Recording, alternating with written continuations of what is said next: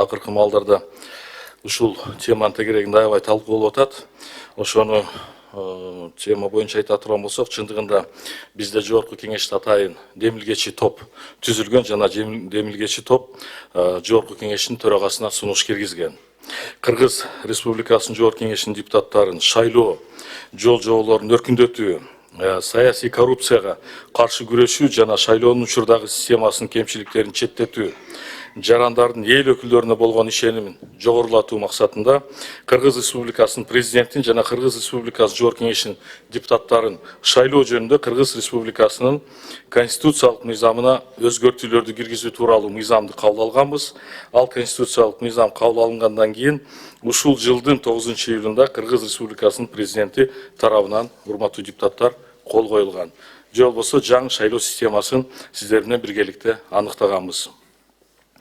Ошону менен бирге Кыргыз Республикасынын президентин жана Кыргыз Республикасынын жогорку кеңешинин депутаттарын шайлоо жөнүндө Кыргыз Республикасынын конституциялык мыйзамынын 48-беренесинин 1-бөлүгүнө ылайык президенттик кезектеги шайлоо иштеп жаткан президенттин шайланган ыйгарым укуктарынын мөөнөтү аяктоочу жылдын январь айынын 4-жекшембесине өткөрүлөт жана шайлоо күнүнө чейин 4 айдан кечиктирилбестен жогорку кеңеш тарабынан дайындалат.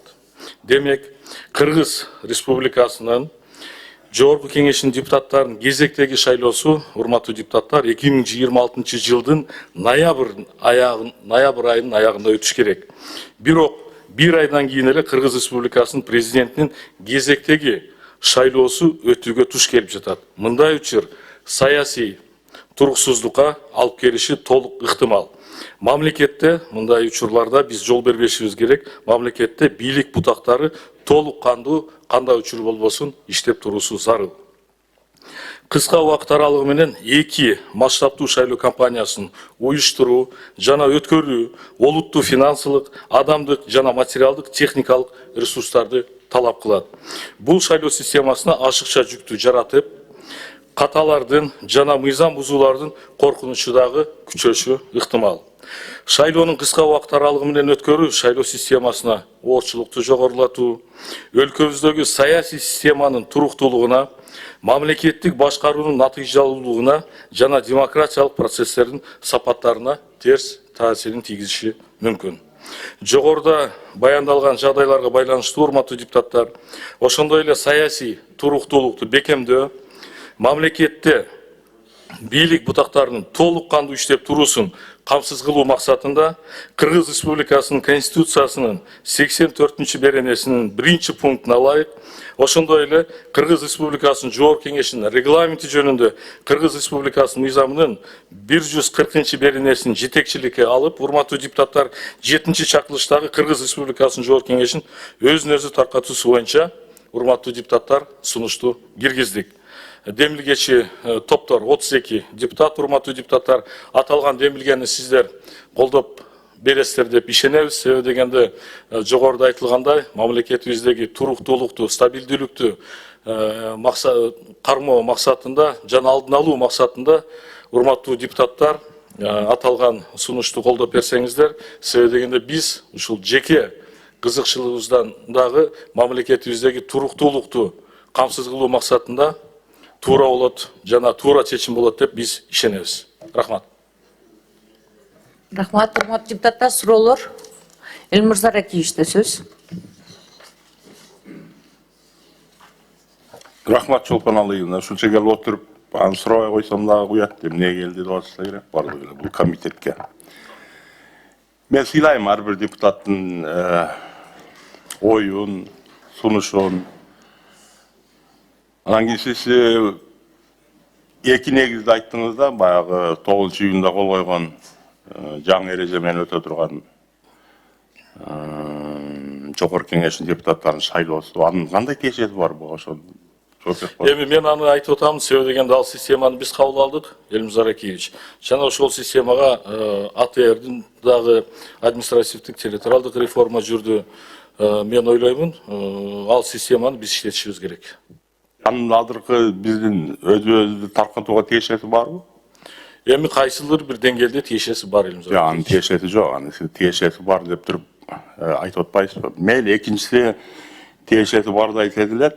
20 айттыңыз январ айында шайлоо. 26 жылы 27 жылы. президент шайлоону айтып атасыз. 27 жыл январь айы. Бирок мен айттым го, мен ар бир депутаттын оюн баардыгын сыйлайм. Мен деле Самаровскага кошулам. Мен оюмда жок, мындан ары барганга мен ыраазымын. Депутат болдум. Өзүм шайлоочулардын алдында баардык наказдарды аткардым. Өзүм көрдүм бул мыйзам чыгаруучу демилге, мыйзам чыгаруучу жумуш, ошол учурда мыйзамды контролдоо дегенин менде жок эле, тажрыйбамда ошону көрдүм. Мен барбайм, мен сиздин сунушуңузду колдойм, бирок ошол учурда бир негиздөөңүздү угуп берейин дедим да, эч болбогондо тиги 32-нин фамилиясын окуп кое аласызбы? Маселе жок, окуп берем. Эмне дегенде чолпон алайын мен ойлойм да, мындай нерсени бир кененирээк 32 депутат болбосо да 30 депутаттын катышуусунда чоңураак өткөрүп койсок болот эле да. Мен азыр сырттан угуп алып келип калдым, мындай көрөйүнчү эсептейм. Мен да депутатмын, мен да таркап кетип атпаймынбы? Мен алдынан айтып коем, мен колдойм. Улам берди. Элмир Ракиевич, биз эми комитетте карап азыр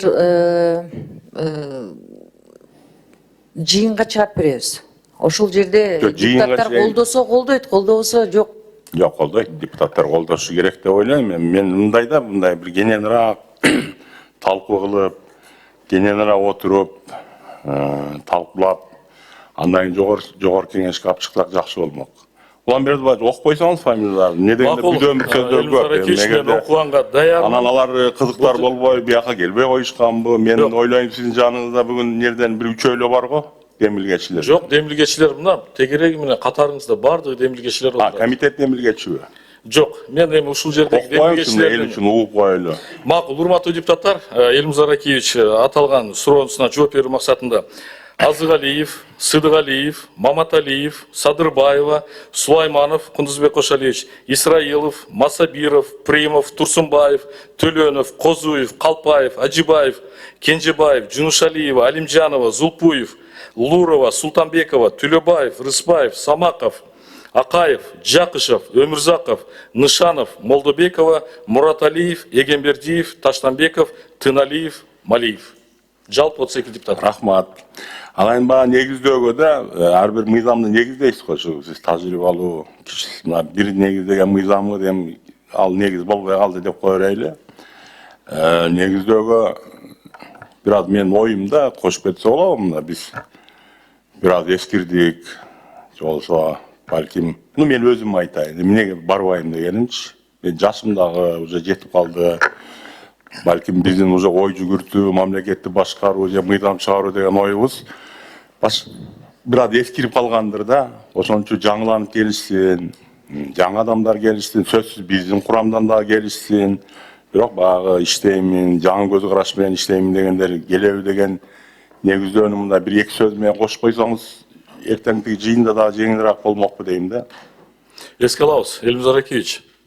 Эмне дегенде, мында да ар бир нерсени бирөөнү тилдейм десең дагы негиздеп тилдеп койсоң, Элмир Ракиевич, жогоруда уруксат берсеңиз, эң негизги өзүңүз бизге ар дайым тар чөйрөдө болобу, кенен чөйрөдө болобу, биздин эң аксакал депутат катары ар дайым бизди мамлекетчил болууга чакырып келесиз. Биз дагы ушул мамлекетибизде ушул уда эки чоң саясий өнөктүк келгенге байланыштуу өзүбүздүн депутаттык мандаттан баш тартып, мамлекетти жогору коюп, мамлекеттин кызыкчылыгын жогору коюп, мамлекетибизде туруктуулукту эске алып, биз ушул кадамга бардык. Рахмат. Мага айткан жакшы сөздөрүңүз үчүн рахмат. Бирок мен дагы каалап кетет элем да, бир аз кененирээк негиздеп койсоңуз. Атак сизге эмне дейм? Сизге мен ийгилик каалайм, себеп дегенде бул сапат дагы керек. Чыгып туруп, 32 депутаттын атынан сүйлөп, ушул 90 депутатка сунуш кылам деген могул жерден 90дан бир 5 чыгар. Ошо 5-и бири сиз экенсиз. Мен сизге ийгилик каалайм. Рахмат, Элмир Ракиевич. Комитетте мындай кененирээк сүйлөп алайын деген эле сөз. Эртең бүрсүгүнү чыгабы, бул качан чыгат? Мен суроо бербейм сизге. Ыраазымын, туура. Менин баягы жүрөгүмдөгү нерсени аткардыңыз да, мен дагы айттым, мен 5 жыл отура берип эмне кылабыз эми? Жумушубуз бүттү, эскирдик, жаңылансын деген ой менен 1 жыл, 2 жылдан мурун айтам, мен депутаттыкка барбайм, ыраазымын деп. Бирок сиздер келгиле. келгиле, келиш үчүн жакшыраак эртең чыгып Саморозовду негиздеп бергиле. Мен баягы 32-силер болсоңор, 33-мүн деп айта албайм, бир 70-80-чи болуп колдоп берем. Рахмат, Эльмир Заракевич. Рахмат, Эльмир Заракевич. Сөзүңүзгө рахмат. Кийинки сөз Марлен Абдрахмановичте. Рахмат, Чолпан Алыевна, урматтуу депутаттар. Токтом 2 пункттан болуп калды. Биз бир топ сунуштарды бердик эле, ошонун алкагында айтып кетсем.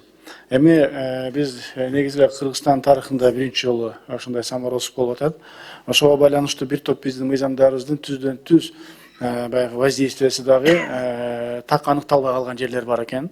Ошого байланыштуу сунуш кылдык эле, бирок кайра ойлонуп көрүп, бул токтомго эмес, өзүнчө токтом кылып, эң аягында мен баягы башында күн тартибине кирип жатканда ушуну айтып кеттим эле да. Эң аягында ушу жабык эшигинде карап койгон сунушту айтып элем, анткени ал чарбачылык эле маселелер.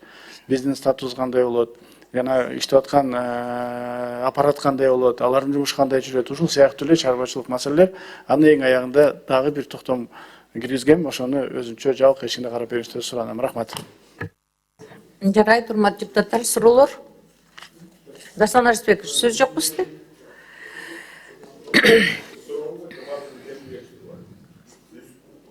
Анда биз комитеттин корутуусуна өтө берсем болобу? Рахмат.